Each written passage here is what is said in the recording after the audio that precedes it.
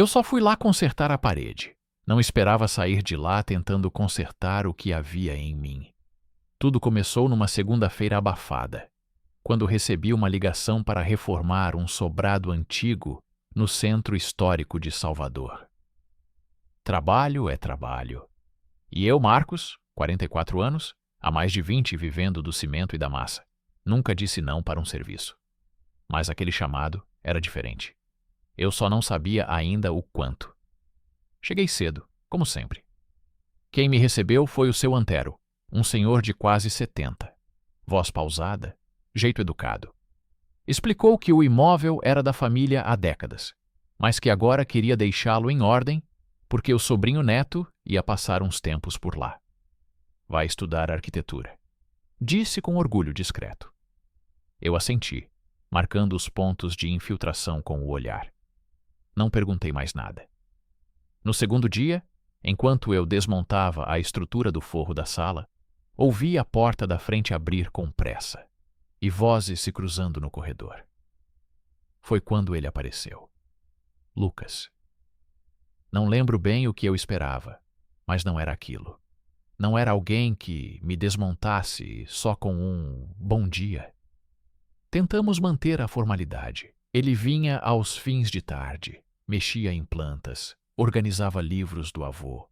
Às vezes me oferecia café. Eu aceitava por educação, até perceber que estava começando a esperar aquele café como quem espera uma pausa na dor. Você sempre trabalhou com isso?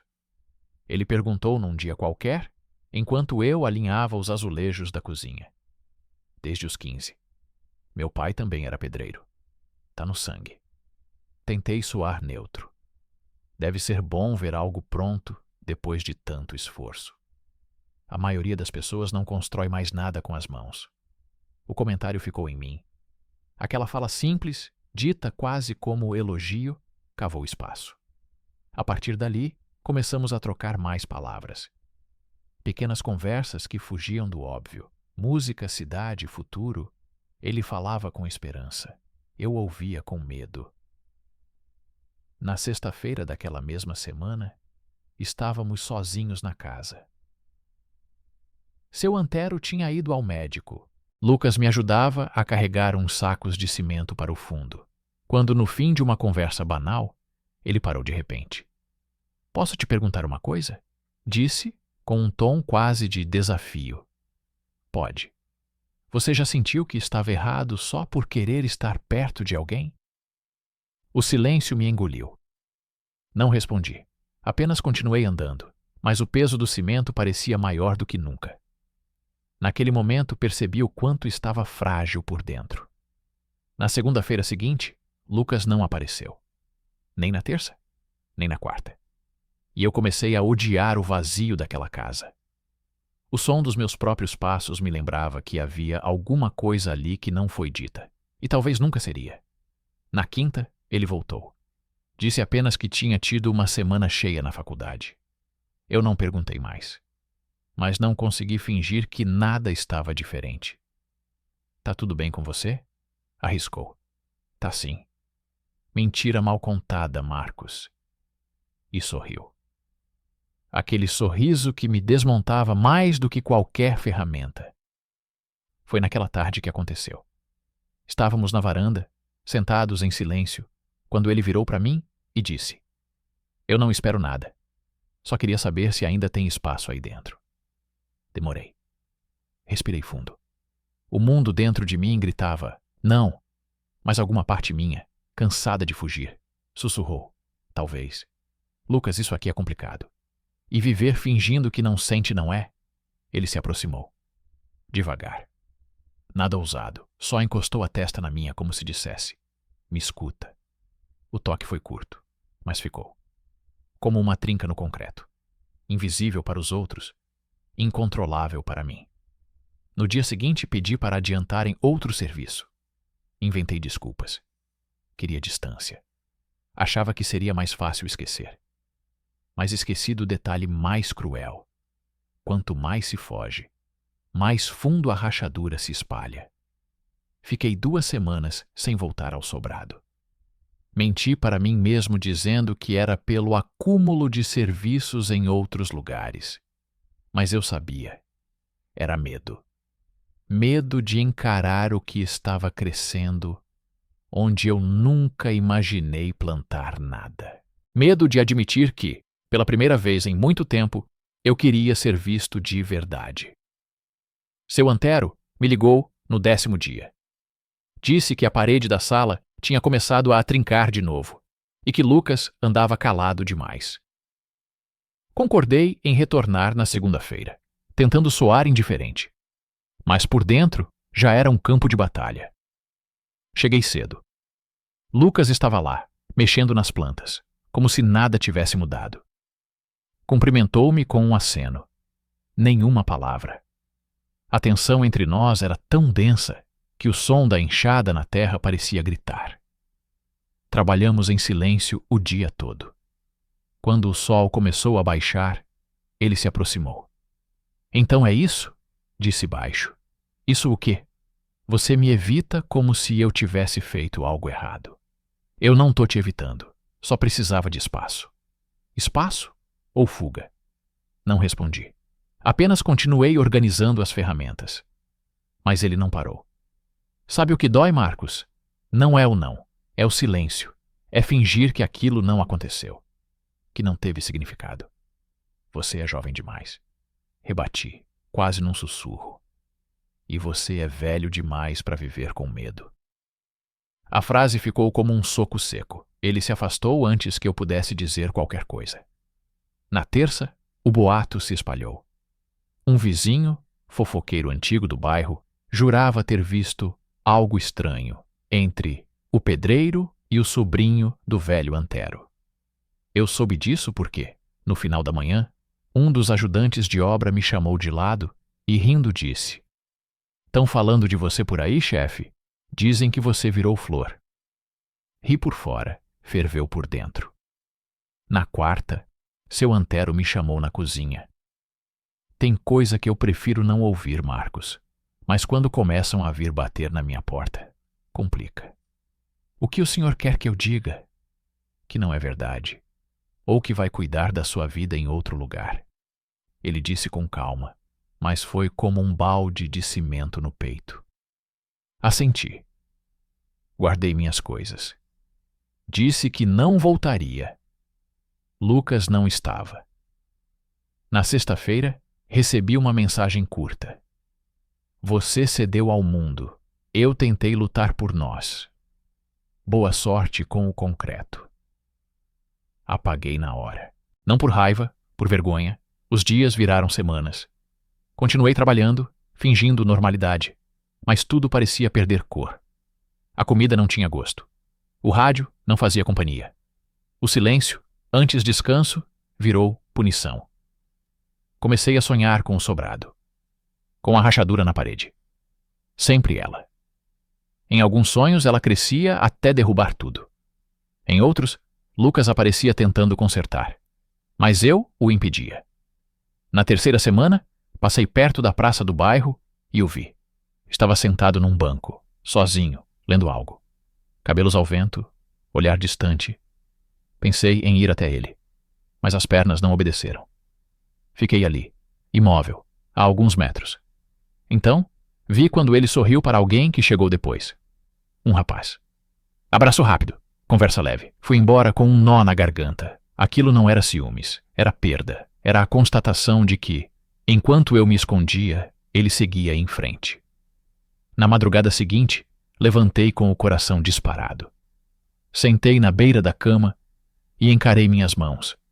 Eram firmes, calejadas, acostumadas a carregar peso. Mas nunca souberam segurar o que realmente importava. E pela primeira vez entendi: quem constrói muros demais acaba preso dentro deles. Os dias se arrastaram. Eu seguia em frente por fora, mas por dentro parecia tudo paralisado. Não era arrependimento imediato. Era um vazio que crescia devagar, como infiltração em parede antiga. Silenciosa, mas destrutiva. Voltei a trabalhar num prédio novo, longe do centro, longe do sobrado, longe dele. Cada vez que pegava numa colher de pedreiro, Lembrava da forma como ele me olhava enquanto eu assentava os tijolos.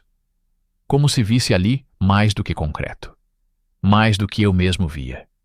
Comecei a evitar os lugares por onde Lucas poderia passar. Mudei meus horários, meus caminhos, mas mesmo evitando, ele não saía da minha cabeça. E era isso que me doía mais.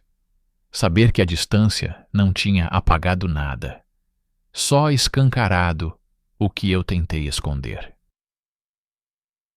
Numa noite de sábado, sentei na varanda da minha casa e deixei o rádio desligado pela primeira vez em anos. O silêncio me sufocava. Peguei o celular, abri a conversa com Lucas e encarei a tela vazia. Nenhuma palavra surgia.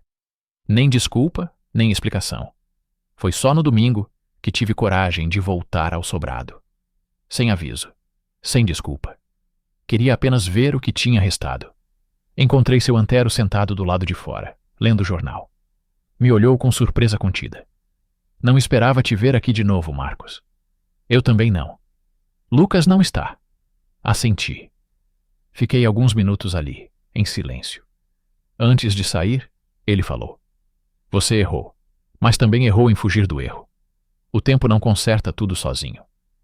Fui embora com aquela frase latejando. O tempo não conserta tudo. Nem sempre. Às vezes, só aumenta o estrago. Na segunda-feira seguinte, tomei uma decisão. Esperei Lucas sair da faculdade. Fiquei do outro lado da rua, observando de longe. Quando ele apareceu, andava apressado, com fones no ouvido. Meu coração disparou. Aproximei-me. Ele me viu. Parou. O que você está fazendo aqui? Esperando você. Ele tirou os fones, cruzou os braços. E para quê? Para dizer que eu fui um covarde. Que eu fugi porque tive medo. Não de você, mas de mim. De me ver num lugar onde nunca achei que estaria. Ele me olhou firme, não falou nada por alguns segundos. E agora? Agora eu tô aqui, porque entendi que não dá para passar a vida escondendo o que sente. Lucas respirou fundo. Você demorou. Eu sei. E nesse tempo todo, achou o que veio buscar? Achei o silêncio mais doloroso da minha vida. Ele desviou o olhar. Ficou mexendo no zíper da mochila, como se pensasse se ainda valia a pena. Depois falou. Não tô pronto para te ouvir prometer nada. Eu não vim prometer. Vim mostrar que, se você quiser, posso começar do zero. Com verdade. Ele assentiu lentamente. Uma conversa. Só isso. Nada além disso hoje. É tudo que eu preciso. Fomos até uma cafeteria próxima. Sentamos, trocamos poucas palavras. O que falava mais era o espaço entre uma frase e outra, e naquele silêncio havia uma trégua. Frágil, mas real. Nos dias seguintes, voltamos a nos falar. Nada romântico, nada certo, era como andar num terreno instável, um passo errado e tudo podia ruir. Mas ao menos agora havia passos e vontade. Na quinta-feira, Lucas me chamou para ajudar numa pequena reforma que ele estava fazendo na casa de um amigo. Disse que precisava de alguém de confiança. Eu aceitei. Trabalhamos juntos o dia inteiro. Não falamos sobre o que aconteceu. Mas no final ele disse: Você sabe que ainda não confio em você, né? Eu também ainda estou aprendendo a confiar em mim. Ele sorriu. Pequeno, mas era um começo. Naquele fim de semana, deitei na cama e percebi que, pela primeira vez em muito tempo, dormi sem peso no peito. O medo não tinha sumido, mas estava quieto. E talvez fosse isso o que significava crescer. Parar de esperar o dia sem medo e aprender a caminhar, mesmo com ele. A rotina voltou aos poucos. Conversas curtas, almoços rápidos, pequenos encontros como quem testa a temperatura da água antes de entrar. Não era um recomeço, era uma observação mútua. Lucas estava cauteloso, e eu respeitava cada limite. Queria fazer diferente, mesmo sem saber como. Seu Antero parecia mais distante. Me recebia com um aceno. mas o tom mudou. Algo nele dizia que havia mais do que preocupação com rachaduras ou prazos. E eu temia o que ainda não tinha nome. Numa tarde de sábado, Lucas me chamou para almoçar na casa do avô. Disse que queria normalizar as coisas, mostrar que podíamos estar juntos, mesmo que sem rótulos. Aceitei, sabia que seria difícil, mas precisava tentar. Chegamos juntos. Seu Antero já nos esperava na varanda. Quando nos sentamos à mesa, o clima era tenso, as palavras eram poucas, os silêncios longos. Você tá vindo aqui com frequência de novo, Marcos, disse ele, cortando a carne no prato. Sim, senhor. E só trabalho? Lucas o encarou. Vô, eu só perguntei. Não é só trabalho. Respondi, tentando manter a voz firme. O velho largou os talheres. Eu cresci num tempo em que certos assuntos não entravam na sala de jantar. E talvez eu nunca vá entender tudo isso. Mas não posso fingir que não vejo. E o que o senhor vê? Lucas perguntou direto. Vejo você se envolvendo com alguém que já fugiu uma vez. E temo que fuja de novo. O silêncio que se seguiu não foi qualquer silêncio. Foi aquele tipo que ocupa a sala inteira, que faz a comida esfriar no prato. Eu fugi sim, falei, e me arrependo. Mas estou aqui agora, não para provar nada, só para ficar. Se for bem-vindo. Seu Antero respirou fundo, encarou o neto, depois a mim. Você tem noção do que vão falar por aí? Já falam, vô, e não muda nada.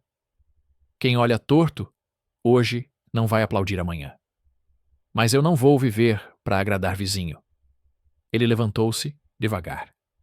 Não sei se tenho forças para ver tudo isso acontecer. Mas também não vou impedir. Só não me peça para sorrir ainda. Saiu, deixando a porta aberta atrás de si.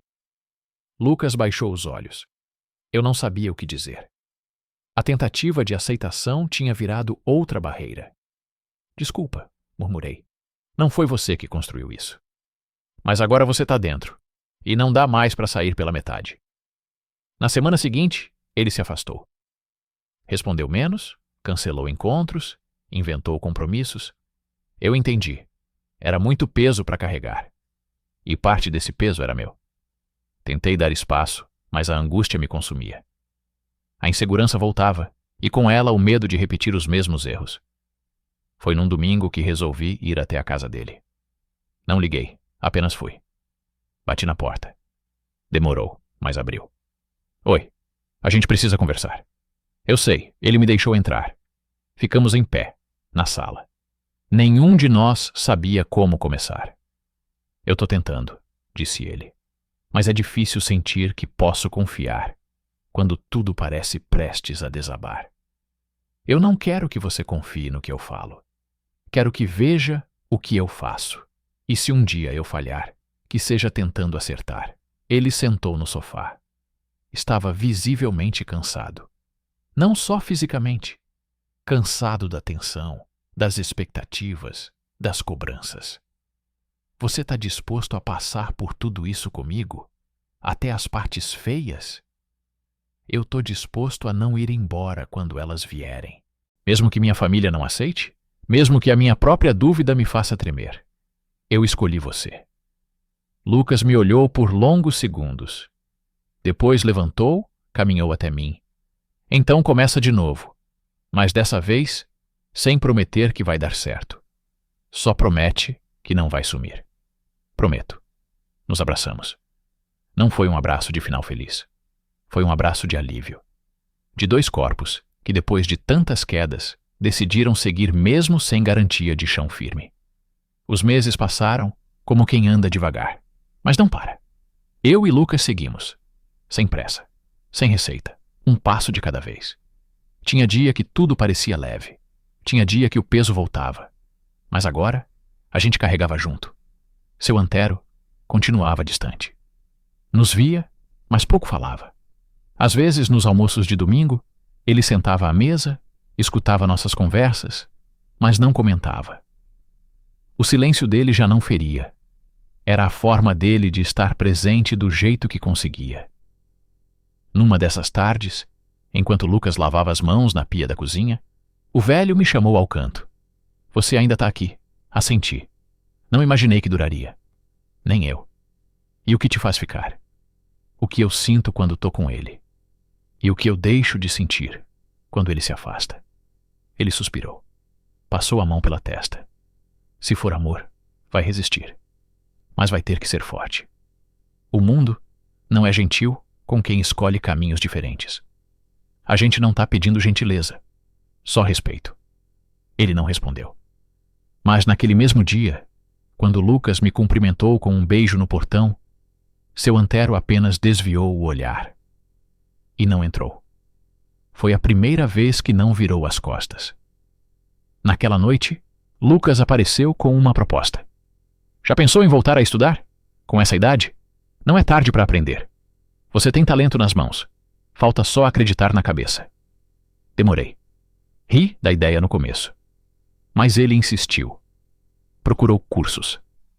Me inscreveu num técnico de edificações. Disse que, se eu fosse, ele me ajudaria com os cálculos. Nas primeiras aulas me senti um estranho. A maioria dos colegas podia ser meu filho. Mas aos poucos, comecei a gostar. A entender. A me ver ali. Os dias começaram a ter outro ritmo. Trabalho de manhã, curso à noite. Finais de semana divididos entre tarefas, cafés e projetos com Lucas. Pela primeira vez, sonhei com o que vinha depois. E não só com o que eu podia evitar. Foi num sábado chuvoso que tudo virou chave. Lucas chegou em casa com uma caixa de papelão nas mãos. Dentro, plantas, esboços e uma pasta com a inscrição ML Projetos. Nosso primeiro passo, disse. Se der certo, ótimo. Se não der, a gente tenta outro. Era o início de algo nosso. Uma empresa pequena, com nome simples, mas carregada de tudo o que construímos. Confiança, tropeços, vontade. Nos meses seguintes, começamos a pegar pequenos serviços. Reformas, consultorias, ajustes. Eu cuidava da execução, ele dos projetos. Discutíamos, errávamos, acertávamos. Mas nunca mais houve fuga.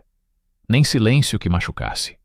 Um dia, enquanto organizávamos um orçamento, ele olhou para mim com aquele jeito que só ele tem. Você percebeu? O quê? Que a gente tá onde parecia impossível chegar. Eu percebo todo dia. Naquele fim de tarde, fomos visitar seu antero. Ele já estava com a saúde mais frágil, mas ainda insistia em fazer o próprio café. Sentamos com ele na varanda. Lucas mostrou os projetos. Falou sobre a empresa. Sobre o que estávamos construindo. O velho ouviu tudo calado. No fim, disse apenas: eu demorei para aceitar. Não por maldade. Por medo. Medo de ver meu neto sofrer. Mas você, Marcos, provou que ficou. E às vezes, ficar é o que mais exige coragem. Foi a primeira vez que ouvi um reconhecimento. Sem festa, sem aplauso. Mas verdadeiro. Quando ele faleceu, alguns meses depois, deixamos o sobrado do jeito que ele queria.